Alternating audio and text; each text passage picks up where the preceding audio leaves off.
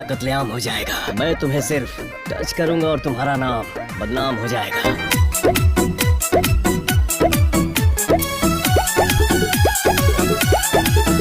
नमस्कार दोस्तों, अब तो पावर स्टार पवन सिंह ने कसम ही खा लिया है नहीं रुकने का।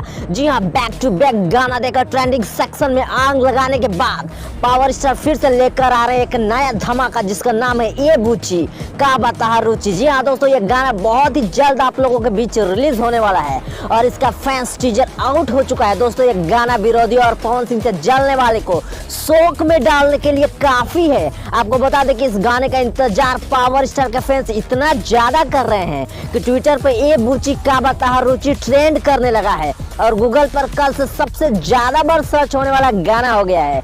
दोस्तों, आपको बता दें कि इस गाने को लेकर पावर स्टार के फैंस में इतना ज्यादा क्रेज हो गया है कि यह गाना रिलीज होने से पहले ही हिट माना जा रहा है। तो दोस्तों, अगर आप भी पावर स्टार के सच्चे वाले फैन है तो इस गाने का इंतजार अगर आप भी कर रहे हैं तो इस वीडियो को लाइक करके कमेंट में पावर स्टार जरूर लिख दें।